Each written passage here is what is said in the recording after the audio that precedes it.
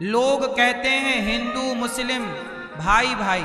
अरे भाई, यदि हिंदू मुस्लिम भाई भाई हो सकते हैं तो ब्राह्मण क्षत्रिय वैश्य शूद्र भाई भाई क्यों नहीं हो सकता? यही भाई भाई है, हिंदू मुस्लिम भाई भाई नहीं हो सकते हैं। सब पूर्व में सनातनी, पर लड़ाइयां केवल विचारधाराओं की हैं।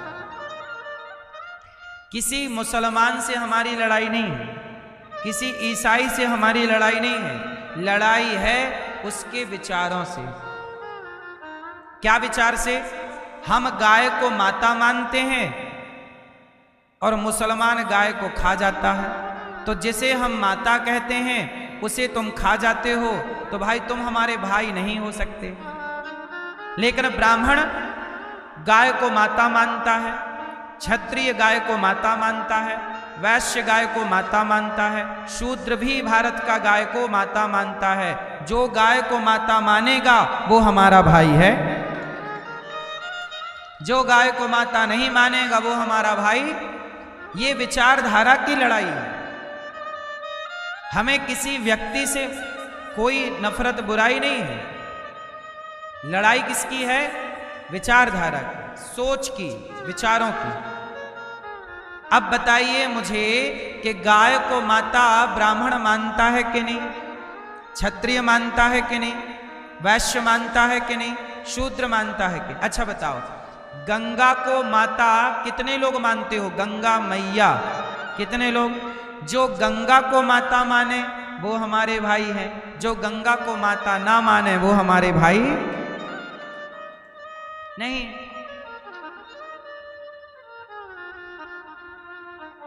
जो प्रयागराज के कुंभ में उसे आस्था का कुंभ मान करके श्रद्धा से स्नान करें, सनातनियों का महापर्व है कुंभ। जो उस कुंभ को पर्व मानकर स्नान करे वो तो सनातनी है। जो उस आस्था के कुंभ को आस्था का केंद्र ना मानकर स्नान ना करे वो हमारा भाई नहीं हो सकता। ठीक है मेरी मां, इसलिए सबको भाई मत मानिएगा, सबको अपना मत मान लीजिएगा। क्योंकि कैकई ने मंथरा को अपना माना तो मंथरा ने आग लगा दी। दुर्योधन ने शकुनी को अपना माना, आग लगा दी। बोलो हाँ। पृथ्वीराज ने जयचंद्र को अपना माना, बर्बाद कर दिया उसने। इसलिए जो आपके अपने हैं उन्हें पहचानो, जो आपके अपने नहीं हैं उन्हें पहचानो।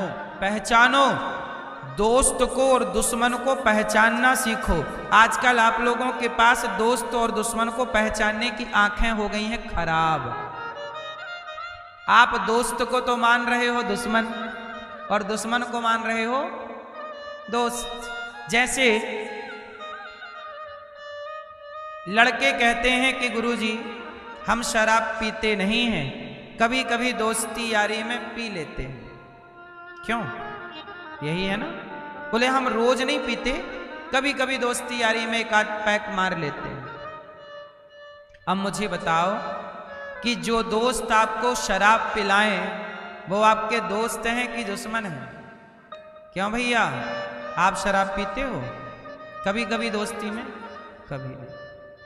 आप पीते हो चश्मा वाले भैया दोस्ती यारी में? कभी कभी। पीछे वाले भैया पीते हैं, रोज नहीं पीते आप, है ना, दोस्तों के साथ पी लेते हैं। तो दोस्त आपको शराब पिला रहे हैं, कल को आपके दोस्त कहें कि गाय का मांस खाओ, खा लोगे? कल को आपके दोस्त कहें कि ये सुअर की पोटी लाए हैं चलो खाओ, खा लोगे? जब दोस्तों के कहने से शराब पी सकते हो तो सुअर की पोटी क्यों नहीं खा लेते? क्यों? क्योंकि दोस्त है। अरे भाई ये दोस्त नहीं है। अच्छा बताओ, गाय को मारने से क्या लगती है? जोर से क्या सनातन लोग क्या मानते हैं? गाय को मार दिया तो क्या लग गई? भैया बताएंगे क्या लगती है? गौ हत्या। गौ हत्या का पाप। गौ हत्या करना पाप है। लेकिन याद रखिएगा, हमारे सनातन में 5 महापाप हैं। 5 क्या है? पंच महापाप। इन महापापों में एक पाप है शराब। गौ हत्या करने से ज्यादा पाप शराब पीने में लगता है, ये शास्त्र कह रहे हैं सनातन के।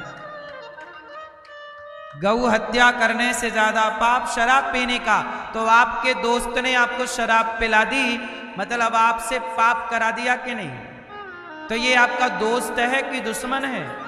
इसलिए आप पहचानो कि ये दोस्त नहीं, दोस्त वो है जो आपको गलत रास्ते से निकालकर सही रास्ते में ले जाए, वो दोस्त है। जो सही से गलत की ओर ले जाए वो दोस्त कैसे हो सकता है? आपके पहचानने में गलती हो गई, वो आपका कौन है? जोर से, ऐसे दुश्मनों को पहचानो। आपने गलती कर दी ना, दुर्योधन ने गलती कर दी शकुनी को पहचानने में, कैकेयी ने गलती कर दी मंथरा को पहचानने में। बोलो हाँ। पृथ्वीराज ने गलती कर दी जयचंद को पहचानने में। जब आप दुश्मन को दोस्त समझ लोगे तो हानि होगी साहब। इसलिए कहता हूं कि दोस्त अच्छे बनाइए, धर्म के रास्ते पर चलने वाले दोस्त हों। इसलिए भगवान नारायण कृष्ण बनकर आए। कितने हाथ? 4 भुजा। किस किस के लिए? हम चारों को थामने के लिए। भगवान बोले मैं भेद नहीं करूंगा, एक एक हाथ चारों के लिए है, ब्राह्मण क्षत्रिय वैश्य शूद्र। इसलिए आप सच्चे भारतीय तब बनोगे जब आप चारों मिलजुल के रहोगे। यदि आप ब्राह्मण से द्रोह करते हो, ब्राह्मण से नफरत करते हो, यदि क्षत्रिय से आप नफरत करते हो, यदि आप वैश्य से नफरत करते हो, यदि आप शूद्र से नफरत करते हो, तो आप सच्चे भारतीय और सच्चे सनातनी नहीं हो सकते। सच्चा भारतीय और सच्चा सनातनी वो है जो चारों को गले लगा करके आगे बढ़े। क्या राम ने नफरत की? राम ने शबरी को गले लगाया कि नहीं? निषाद राज को गले लगाया कि नहीं? बोलो हाँ। जटायु को गले लगाया कि नहीं? फिर हम कौन होते हैं आपस में लड़ने वाले कि तू बड़ा है तू छोटा है? हम सब कौन हैं? बोलो मेरी मां, कौन है हम? ब्राह्मण आपका कौन है? ब्राह्मण आपका कौन है? भाई। क्षत्रिय आपका कौन है? वैश्य आपका कौन है? शूद्र आपका कौन है? चारों हम एक दूसरे के कौन है? हितैषी और भाई। यदि हम चारों एक दूसरे का ख्याल रखते, चारों मिलजुल के रहते, तो हमारा देश कभी गुलाम ना होता। गुलाम हो गया, हजारों वर्ष तक गुलामी रही। फूट डालो शासन करो का अंग्रेजों ने नारा दिया। देखो अब भी आप लोग नहीं सुधरे, नहीं समझे, तो फिर गुलामी की ओर हम बढ़ जाएंगे। यदि अब भी नहीं जागे तो आज भी हम लोग आपस में लड़ रहे हैं। जातियां बनी हैं व्यवस्था के लिए। बोलो हाँ। जातियां लड़ने के लिए नहीं बनी कि चलो हम तुम्हारी कॉलर पकड़ के तुम्हें मारें, तुम हमें मारो। नहीं, ब्राह्मण क्षत्रिय वैश्य शूद्र ये व्यवस्था है। इतनी अच्छी व्यवस्था पूरी दुनिया में सनातन की है, इसलिए इतने लंबे टाइम तक गुलामी के बाद भी सनातन जीवित है, क्योंकि इसकी व्यवस्थाएं इतनी मजबूत हमारे ऋषियों ने बनाई। जिनकी व्यवस्थाएं कमजोर थीं, तो वो देश जो गुलाम हुए ना, उनका अस्तित्व नष्ट हो गया। मैं एक उदाहरण दे दूं आपको, देख लो आप। एक देश का नाम आपने सुना होगा, ऑस्ट्रेलिया। सुना है? हम गए थे ऑस्ट्रेलिया कथा सुनाने। ऑस्ट्रेलिया जब हम गए तो हम वहां की पूरी जन्म कुंडली लेकर के आए। ऑस्ट्रेलिया आज भी गुलाम है, पता है आपको? ये बात अब किसी को पता ही नहीं। ऑस्ट्रेलिया नाम का देश है, उस देश में 2 झंडे हैं। एक झंडा वहां की लोकल जनता का और दूसरा झंडा अंग्रेजों का। तो जो अंग्रेज हैं, अंग्रेजों ने ऑस्ट्रेलिया को भी गुलाम बनाया, लेकिन ऑस्ट्रेलिया के जो लोग, लोकल लोग थे, उनकी संस्कृति इतनी मजबूत नहीं थी और गुलामी के कारण उनका अपना अस्तित्व समाप्त हो गया। आज पूरे ऑस्ट्रेलिया में, ऑस्ट्रेलिया भारत से भी बड़ा है क्षेत्रफल की दृष्टि में, आबादी बहुत थोड़ी है, क्षेत्रफल भारत से भी बड़ा है, भारत से लगभग 2 गुना बड़ा है। आज भी वो देश गुलाम है, जो वहां की मूल आबादी थी वो नष्ट हो गई, गिने चुने बचे हैं। पूरे ऑस्ट्रेलिया में 1000 लोग होंगे, पुराने ऑस्ट्रेलिया केवल 1000 लोग। आज भी वो देश गुलाम है और अब वो कभी आजाद नहीं हो सकता, क्योंकि वहां की संस्कृति, उनके पास अपना कुछ सोर्स नहीं था, कोई उनकी व्यवस्थाएं नहीं थी। सोचिए, गुलाम तो भारत भी रहा, गुलाम ऑस्ट्रेलिया भी रहा, लेकिन ऑस्ट्रेलिया गुलाम था तो उसने अपना अस्तित्व गवा दिया। भारत भी गुलाम था, पर भारत का अस्तित्व आज भी जीवित है। क्यों? क्योंकि हमारी जड़ मजबूत थी। इसलिए हम सनातनी, ये जो व्यवस्था है ना, ब्राह्मण, क्षत्रिय, वैश्य, शूद्र, ये व्यवस्था बनाए रहना, लड़ना मत आपस में, पर एक दूसरे के काम आना। ये लड़ने के लिए नहीं बनी व्यवस्था, ये व्यवस्था। अब जिसकी व्यवस्थाएं मजबूत थी वो जिंदा है, जिसकी व्यवस्थाएं कमजोर थी, आप कितने इतिहास उठाइए, कितने देशों का अपना अस्तित्व समाप्त हो चुका है। अरे और दूर क्या जाते हो, चलो मैं आपको बताऊं। अफगानिस्तान, अफगान भी तो हिंदू सनातनियों का था। शकुनी कौन था? शकुनी का पिता कौन था? गांधारी कौन थी? सब ना सनातनी है, लेकिन आज वहां एक भी सनातनी नहीं है, क्योंकि जो अपनी संस्कृति, अपने संस्कार भूल जाता है, उसका अस्तित्व नष्ट हो जाता है। अफगानिस्तान इसका उदाहरण, ठीक है। इसलिए अपनी संस्कृति को नष्ट ना होने दीजिए, अपने संस्कारों को नष्ट ना होने दीजिए। बच्चों को गीता पढ़ाइए। हम बार बार कहते हैं कि अपनी इसलिए कहते हैं, जो व्यवस्थाएं हमारे ऋषि मुनियों ने बनाई हैं, उन व्यवस्थाओं का पालन करो, ज्यादा होशियार ना बनो। तुम्हारी होशियारी सनातन के अस्तित्व को खतरे में लाकर खड़ी कर सकती है। यदि राष्ट्र हित में सोचना है तो ऐसे सोचना पड़ेगा, और पर्सनल स्वार्थ है तो पर्सनल स्वार्थ के लिए लोग लड़ते हैं। यदि पर्सनल स्वार्थ देखना है तब तो लड़ाइयां लड़नी है आपस में, और यदि राष्ट्र हित का सोचना है तो आपस में ना लड़ो। क्यों जी, बात सही है कि गलत है? हमारा भाई क्षत्रिय ही रहेगा, हमारा भाई वैश्य ही रहेगा, शूद्र ही हमारा भाई रहेगा, ब्राह्मण ही हमारा भाई रहेगा। जब पाकिस्तान आजाद हुआ, मतलब भारत से जब बंटवारा हुआ, किसका? पाकिस्तान बटा, भारत का टुकड़ा हुआ पाकिस्तान। इतिहास उठाइए, पाकिस्तान के पहले कानून मंत्री कौन? जिन्ना के साथ कौन गया था? जिन्ना के साथ भारत के एक दलित व्यक्ति गए। जिन्ना की बड़ी दोस्ती थी, क्योंकि उन्होंने जिन्ना से दोस्ती कर ली, और जिन्ना जब पाकिस्तान के प्रधानमंत्री बने तो पाकिस्तान के पहले कानून मंत्री, भारत के एक व्यक्ति जो पाकिस्तान चले गए, जो हिंदू थे, दलित परिवार से, वो बने कानून मंत्री बने। पर उस पाकिस्तान में उन्हें हिंदू का, उस दलित का सम्मान नहीं हुआ। आखिरी में उन्हें छोड़ के भारत आना पड़ा, क्योंकि तुम्हारा भला कोई सोचेगा तो ब्राह्मण, क्षत्रिय, वैश्य, शूद्र ही तुम्हारा भला, कोई मुसलमान किसी हिंदू का भला सोच नहीं सकता साहब। यदि सोचता तो पाकिस्तान से क्यों भागना पड़ा पहले कानून मंत्री को, जो कि भारत के एक दलित समाज से थे? जिन्ना तो दोस्ती में लेके गए, तो फिर क्यों टूट गई दोस्ती? क्योंकि ये दोस्ती केवल स्वांग है। ये बात भारत के लोगों को जान लेनी चाहिए, थोड़ा इतिहास पढ़ना चाहिए। समझना चाहिए।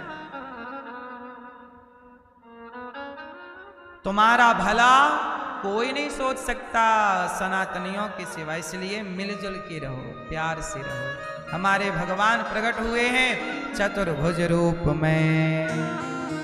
भगवान प्रकट हुए, भगवान छोटे से बन गए, वसुदेव जी लेकर चले। यशोदा के यहाँ लाली भई, कृष्ण को रखा, कन्या को लिया, वसुदेव जी आए। कंस ने उस कन्या को 8वां गर्भ मानकर पत्थर पर पटक दिया। कन्या हाथ से छूटकर आकाश में गई और वही विंध्यवासिनी मैया कहलाई, विंध्याचल पर्वत पर जाके विराजी। और आज भी विंध्याचल पर वही माँ भगवती विराजी हैं। बोलिए विंध्यवासिनी मैया की जय। विंध्याचल पर्वत पर जो अष्टभुजी माँ विराजी हैं वो माता यशोदा की पुत्री है, जो कंस के हाथ से छूटकर आकाश में गई थी। कंस तुझे मारने वाला पैदा हो गया, ये कहा और चली गई। कंस ने अब भगवान कृष्ण को मारने के लिए राक्षसों को तैयार करने लगा। तो एक राक्षसी बोली, हमें अवसर दिया जाए। क्या अवसर दिया जाए? पूतना बोली, हम जाएंगे। पूतना लोक बालघनी राक्षसी रुधिरासना जिघांसयापहरय स्तनं दत्त्वा पसद्गतिम्। पूतना लोक बालघनी। पूतना कौन? राक्षसी। पूतना कौन है? राक्षसी। छोटे छोटे बच्चों को मार मार के खा जाती।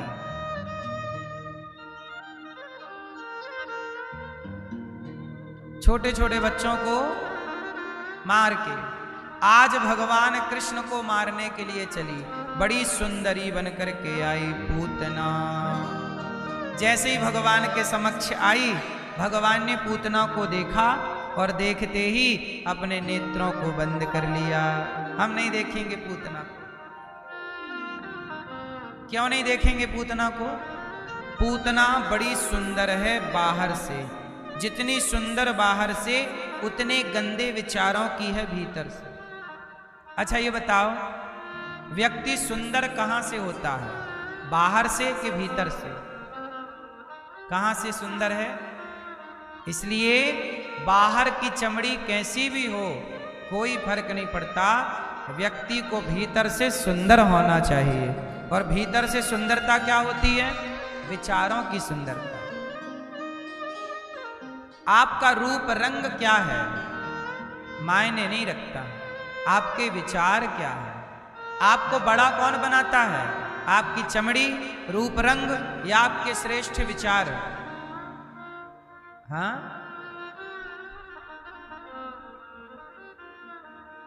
आप विचारों से बड़े बनते हैं।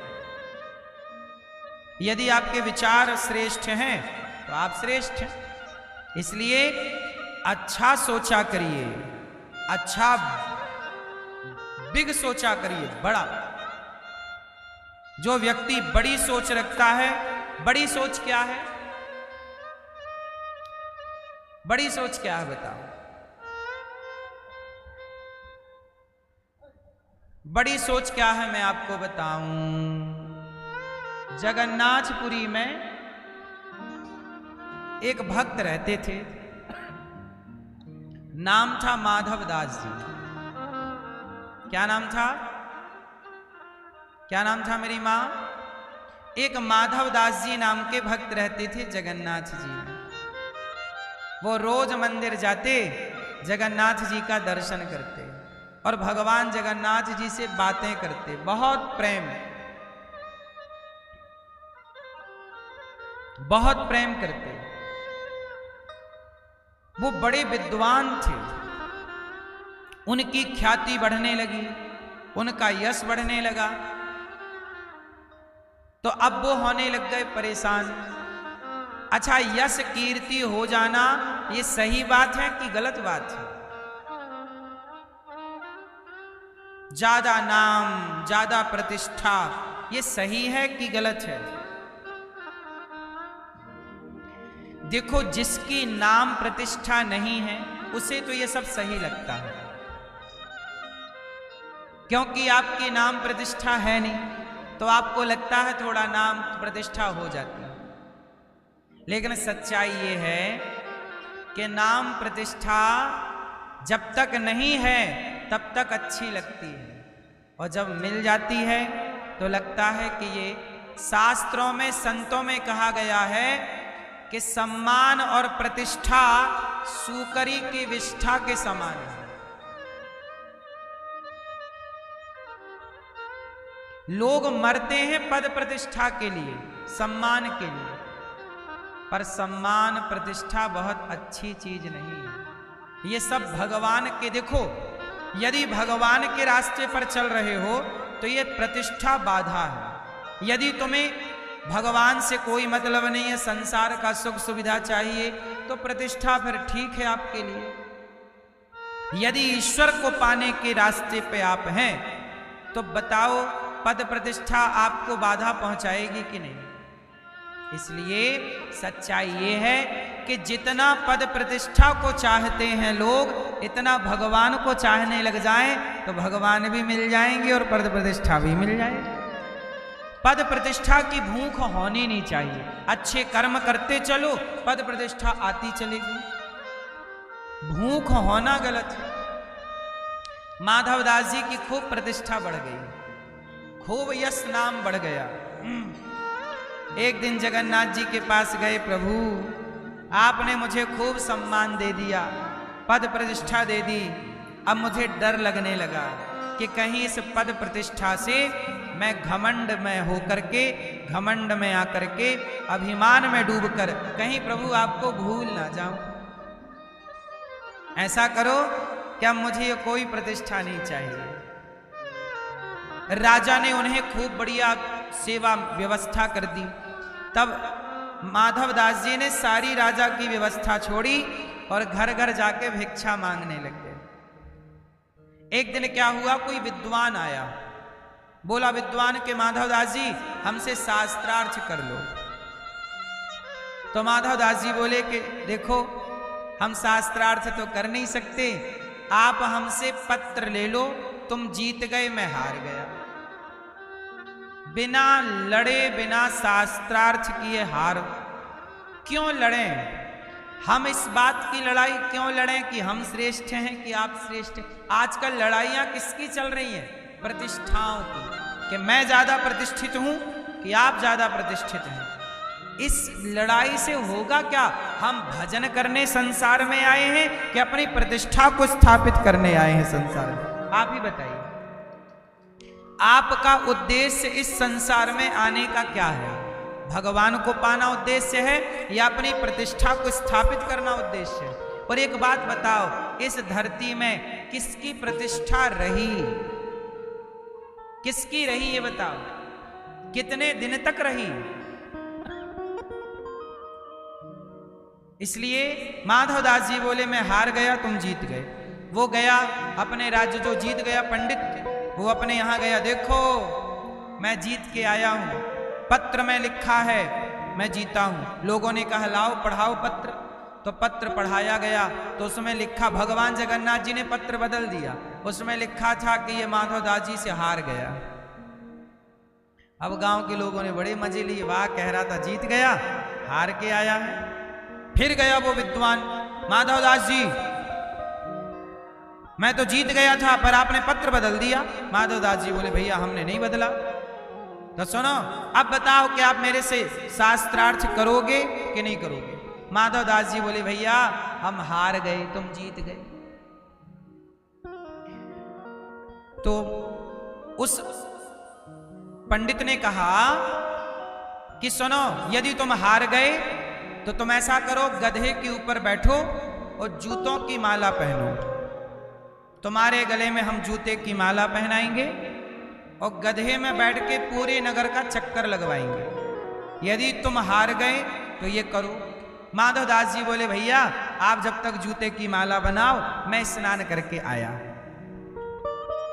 देखो जरा, जो व्यक्ति भगवान से मतलब रखेगा वो आपसे उलझेगा ही नहीं, और जो व्यक्ति उलझ गया किसी से, तो आप अपने से एक प्रश्न कीजिए कि इस धरती पे आप उलझने के लिए आए हो कि सुलझने के लिए आए हो? सवाल अपने आप से करिए। अरे उलझे थे तब तो 84 के चक्कर में आए, अब यहां आके भी उलझे तो अब कहां जाओगे? माधव दास जी बोले, मैं आ रहा हूं नहा के, तब तक तुम गधा और जूतों की माला तैयार करो। माधव दास जी नहाने चले गए। तब तक जगन्नाथ भगवान को लगा कि मेरा भक्त तो बड़ा सीधा साधा है। अच्छा, जगन्नाथ भगवान माधव दास जी से बड़ा प्रेम करते थे, तो भगवान जगन्नाथ जी माधव दास का रूप बना के आ गए और कहा भगवान ने कि चलो शास्त्रार्थ करो। और शास्त्रार्थ जगन्नाथ जी ने किया, उसे हरा दिया, और उसी को हरा के उसी के गधे में उसी के जूते की माला पहनाई, और उसी को जगन्नाथ जी पूरे नगर में रूप बदल के भ्रमण करा रहे हैं। तब तक माधव दास जी नहा के पूजा करके आए तो वो विद्वान गधे में बैठे घूम रहे थे। तो माधव दास जी बोले, अरे भैया ये तो जूता हमारे लिए लाए थे, गधा और तुम खुद बैठ गए, चलो उतरो हम बैठेंगे गधे में, और ये जूते की माला तुमने क्यों पहनी, हमें पहना। अब वो विद्वान चरणों में गिरा, महाराज क्षमा कर दो, हम तो आपसे हार गए। तो बड़ी सोच क्या है, बड़ा विचार क्या है? मैं आपसे जीत जाऊं ये बड़ा विचार नहीं है, मैं आपसे हार जाऊं ये बड़ा विचार है। क्योंकि कई जगह ऐसी है जहां हार जाना भी जीत जाने से कम नहीं होता। क्यों? आतंकवादियों से जीतना चाहिए। देश में कोई घुसपैठिए आ जाएं तो उनसे जरूर जीतना चाहिए, पर लड़ाई तुम्हारे पिता से हो जाए। अब बाप बेटे की लड़ाई है, बाप बोलता है मैं जीतूंगा, बेटा बोलता है मैं जीतूंगा, नहीं, यहां पर अपने पिता से हार जाने में ही आपकी जीत होगी। भाई भाई की लड़ाई है, छोटा भाई हार जाए या बड़ा भाई हार मान ले, अपने भाई से हार जाओ। भाई से जीत कर भी क्या करोगे? दो भाई आपस में लड़े, दो भाई आपस में लड़े और लड़ करके एक भाई जीत गया, तो जीत कर भी तुम क्या पा गए? इसलिए अपने भाई से जब भी लड़ना तो भाई से लड़ाई में जीतने का नहीं, हारने का प्रयास करना। आप जीत जाओ मैं हार, तुमसे जीत कर भी हमें क्या मिलेगा? बताओ, क्या रामायण भाई से जीतना सिखाती है या भाई से हारना सिखाती है? भरत जी राम से जीते कि राम से हारे? उत्तर, भरत जी राम से जीते कि हारे? जोर से। भरत जी इस लड़ाई को लड़े ही नहीं, और मुझे लगता है कि भरत जी हार कर भी जीत गए। जीत गए, राम का दिल जीत लिया उन्होंने। केवल राम का नहीं, पूरी अयोध्या के लोग भरत जी को गाली दे रहे थे। किसकी माता ने राम को वनवास भेज दिया? जब ननिहाल से लौटे तो किसी ने आंख नहीं मिलाई भरत जी से, सबको लग रहा था कि इसी का करा धरा है, यही राजा बनना चाहता था। तो इसने मां से बोला होगा और इसकी मां ने षड्यंत्र करके राम को वनवास भेज दिया। सबकी नजरों से गिर गए थे भरत जी। लेकिन जब भरत जी ने कहा कि मैं राजा नहीं बनूंगा, राजा राम बनेंगे, मैं राम का दर्शन करने चित्रकूट जाऊंगा, और चरण पादुका जब भरत जी लाए तो केवल राम को नहीं, पूरी धरती को जीत लिया भरत जी ने, सबको जीत लिया। अरे भरत जी राजा बनते तो अयोध्या के राजा बनते, लेकिन वो राजा नहीं बने तो वो सदा राजा हैं, दिलों में राज कर रहे हैं। कोई अपनी भक्ति शुरू करता है तो भरत जी का स्मरण करता है, कि भक्ति कैसी होनी चाहिए? भरत जैसी होनी चाहिए। भक्ति का पहला पाठ भरत जी हैं, दूसरा पाठ गोपियां हैं,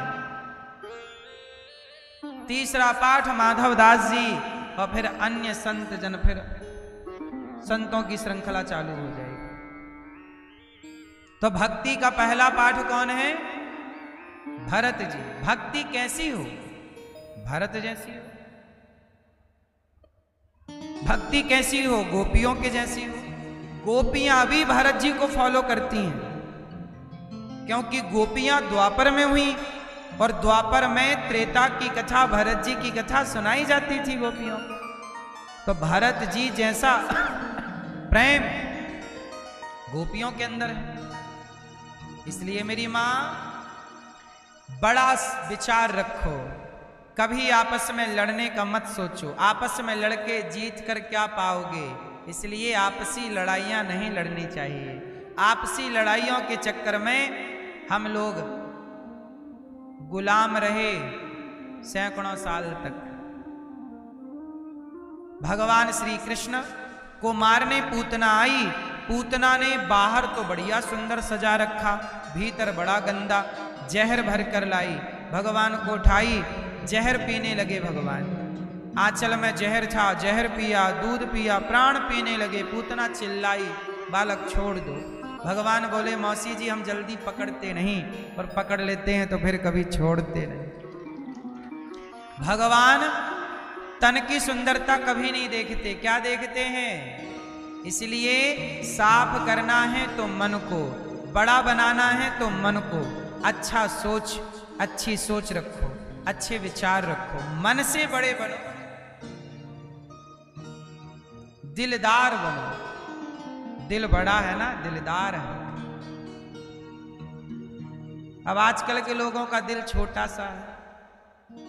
आजकल का दिल कितना छोटा है। लोग कहते हैं बस ये मेरा बेटा है, ये मेरी बेटी है। बेटा बेटी अपने लोगों को तो दिल में रखता है, बाकी दूसरे के बेटा बेटी के लिए कोई इज्जत, कोई सम्मान, कोई आदर नहीं। याद रखो मेरी माँ। बताओ आज के युग में क्या चल रहा है? एक बेटा अपनी माँ का सम्मान नहीं कर पा रहा, कहता है ये मेरा बेटा है। जिठानी के बेटे को भी अपना बेटा नहीं मानती देवरानी, केवल ये मेरा बेटा। नहीं, तुम्हारे परिवार में जितने बच्चे हैं वो सब तुम्हारे ही तो हैं, नहीं है? जेठानी का हो, देवरानी का हो, लेकिन आजकल ये भेद आ गया कि ये मेरा है और ये मेरा। आज के 50-100 साल पहले परिवार बड़े होते थे और एक घर में 10-10 बच्चे होते थे, और उन बच्चों को बचपन में ये पता ही नहीं होता था कि इनमें से मेरी मां कौन है। वो सबको अपनी मां मानते थे। बोलो हाँ। आज के 50 साल पुराना इतिहास पढ़ लीजिएगा, पढ़ क्या समझ तुम पूछ लेना बुजुर्गों से। ये जब तक मैं स्वयं, आप स्वयं जब तक होश ना संभालें तब तक आपको पता नहीं होता था कि आपकी मां कौन है। अर्थात आपके घर में जो आपकी दादी है, बड़ी माँ है, चाची है, सारे लोग आपको इतना प्यार करते थे कि आपको पता ही नहीं लगता था कि ये माँ है, कि कभी वो अपना दूध पिला देती, कभी चाची अपना दूध पिला देती, कभी माँ दूध पिला देती, कभी बड़ी माँ दूध पिला देती, और बच्चे पालते। राम को पता ही नहीं लगा कि इन तीनों में मेरी माँ कौन है। वो कैकई को माँ मानते, राम जी कैकई का दूध पीते, और भरत जी कौशल्या माँ का दूध पीते। तो भरत जी को लगा कि ये मेरी माँ। बाद में जब वो बड़े हुए, मैच्योर हुए, समझदार, तब उन्हें लगा कि ये मेरी माँ। और ऐसा पहले घरों में था। क्यों जी, हम सही बोल रहे हैं कि गलत बोल रहे हैं? था ना मेरी माँ। पहले ये नहीं था कि ये मेरा बेटा। पहले घर में जितने बच्चे थे सबको लोग अपना मान के लाड़ प्यार करते थे। आज व्यक्ति का दिल छोटा हो गया। पहले दिल बड़ा था ना, सबको गले लगाने की ताकत थी। आज सबको गले लगाने की ताकत नहीं है। आज बेटा, पहले एक बेटा अपनी सारी माँओं की सेवा करता। सारी माँ, आपकी चाची भी आपकी माँ है, आपकी बड़ी माता भी आपकी माँ है, और आपकी जननी भी आपकी माँ है, और आपकी दादी भी आपकी माँ है, और आपकी पत्नी की माता भी आपकी माँ है। ये सब आपकी माँ है। यदि माँओं पर कोई संकट आता था तो पहले एक बेटा इन सभी माँओं में बिना भेदभाव किए इन माँओं की सेवा करता था। और आज का युग देखो कि अपनी माता को बेटा सेवा नहीं कर पा रहा है। इसलिए ये दास अनिरुद्ध देखो, एक बेटा अपनी एक माँ की सेवा जब नहीं करता, तब गौरी गोपाल में 309 वृद्ध माँ की सेवा ये दास करता है। हमारा भी दिल छोटा होता तो हम केवल अपनी माँ की सेवा करते, सब माँओं की सेवा क्यों करते, सबके पांव क्यों दबाते। दिल छोटा नहीं रखना साहब, दिल बड़ा रखना चाहिए, सबके लिए दिल धड़कना चाहिए। राह में आए जो दीन दुखी, सबको गले से लगाते चलो। तुम किसी को गले नहीं लगाते, मतलब तुम छोटे दिल वाले हो। दिल बड़ा करो, सबको रोटी मिलनी चाहिए, सबका। गौरी गोपाल में सबको रोटी मिलती है। यहाँ ये भेद नहीं है कि तुम्हें रोटी मिलेगी और तुम्हें नहीं मिलेगी। यहाँ ना जात पूछी जा रही है, ना किसी का कुछ पूछा जा रहा, सब आओ रोटी खाओ। आपके रिश्तेदार आ जाएं, कई घर ऐसे हैं आज के युग में कि आपके रिश्तेदार आ जाएं तो कुछ लोगों का मुंह फूल जाता है, अरे रिश्तेदार आ गए। 4 लोगों को भोजन बनाना पड़ जाए ना कुछ स्त्रियों को, तो उनका मुंह फूल जाता है, अरे इनको बना के खवाओ। बोले ये बात सही है कि गलत है? और 4 दिन रुक जाए रिश्तेदार तो पूरा सिस्टम बिगड़ जाता है। लेकिन गौरी गोपाल में 12 महीने 24 घंटे लोग आते हैं। 25 से 30 हजार लोगों का भोजन यहाँ रोज बनता है, और सबकी सेवा ये दास करता है। दिल छोटा रखते हम तो क्यों सेवा करते। अन्न क्षेत्र यहाँ चल रहा 24। आप बताओ पूरे भारत में 24 घंटे कहीं रसोई चलती हो तो बताओ। सब जगह टाइम टू टाइम चलती है। 10 बजे से लेके 1 बजे तक चलती है, शाम को 4-5 बजे से लेके 8 बजे तक चलती है। टाइम टू टाइम चलती है, फिक्स टाइम है हर जगह। आप चले जाओ पूरी दुनिया, निरीक्षण करके आओ, फिर बात करना। लेकिन गौरी गोपाल की रसोई, आप रात के 2 बजे आइए तो भोजन मिलेगा, दिन के 2 बजे आइए तो भोजन मिलेगा, सवेरे आप 9 बजे आइए तो भोजन मिलेगा, रात के 11 बजे आइए तो भोजन मिलेगा। अब बताइए ये छोटे दिल वालों का काम है कि बड़े दिल से हो सकता है? इसलिए आप भी अपना दिल बड़ा करिए, और आप भी गौरी गोपाल की सेवाओं के लिए बड़ा दिल करके थोड़ा सहयोग करिए कि भाई हम भी अन्न क्षेत्र कराएंगे, हम भी अन्नदान की यज्ञ की सेवा। ये अन्नदान क्या है कि यज्ञ है, अन्न यज्ञ। इसमें आप भी सहयोग की आहुतियां डालकर पुण्य कमा सकते हैं। बोलो हाँ।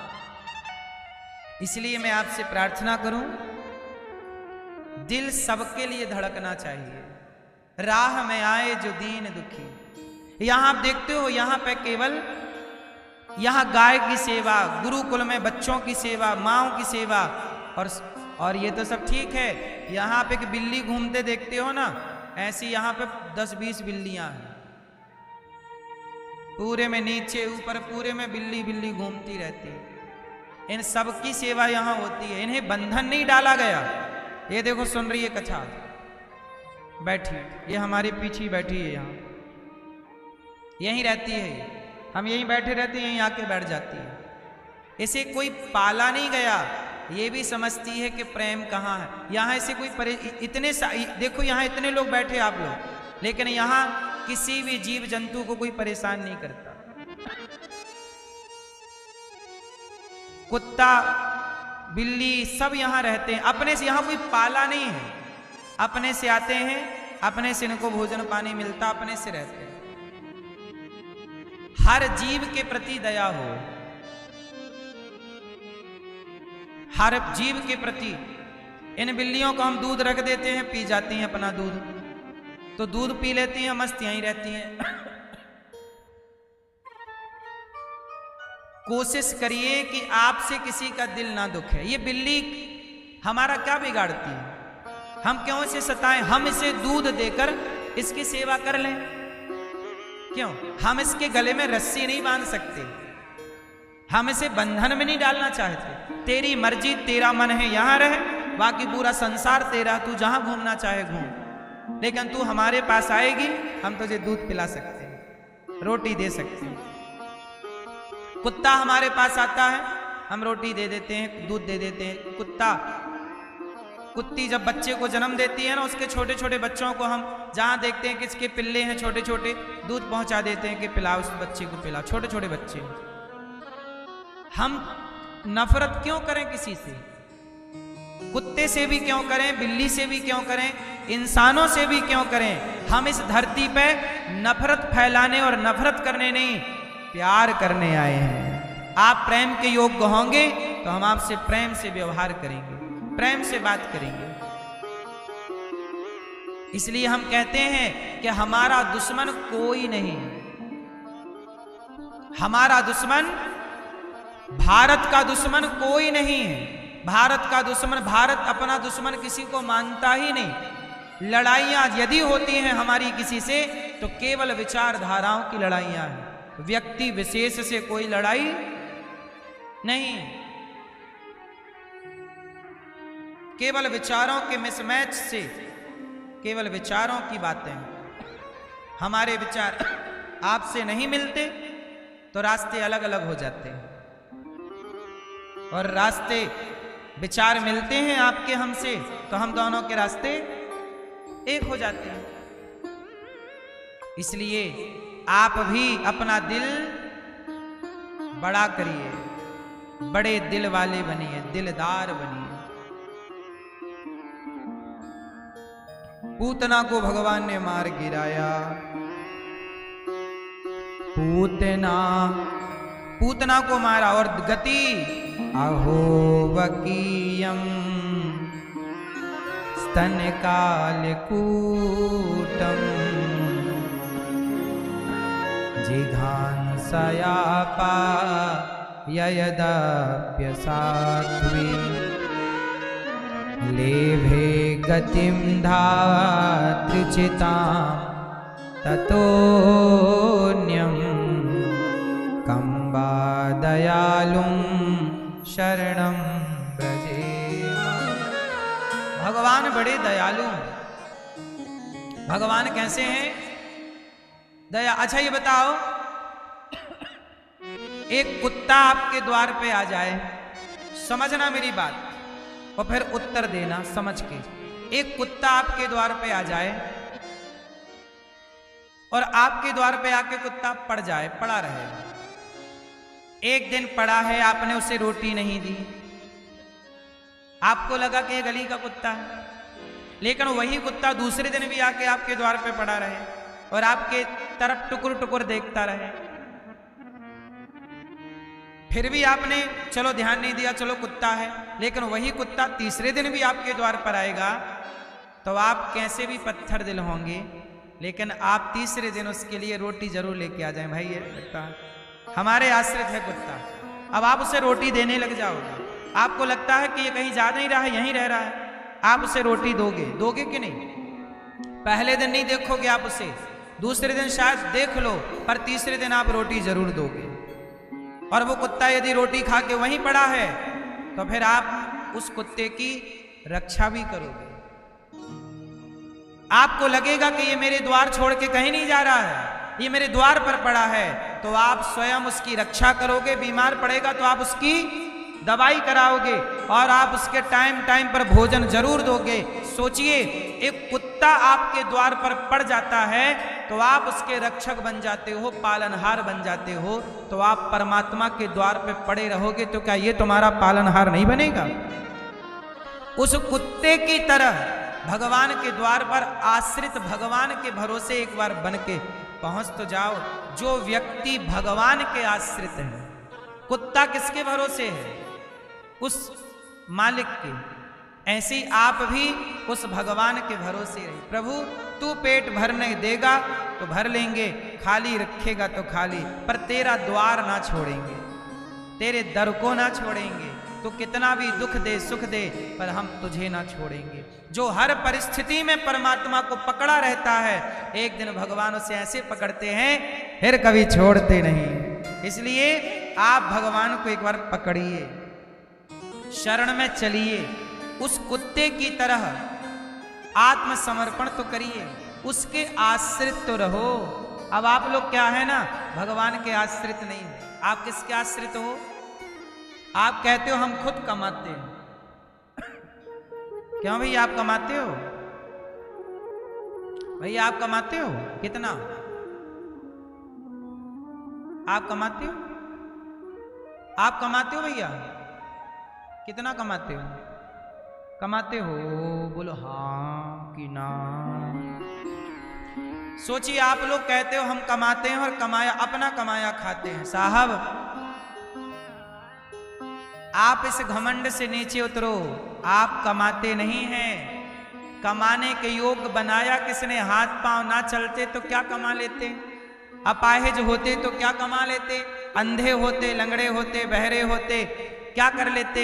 आज यदि सब कुछ है, स्वस्थ शरीर है, तो परमात्मा का दिया हुआ, इसलिए उनके आश्रित रहो। हर क्षण भगवान को याद रखो और ईश्वर का धन्यवाद दो।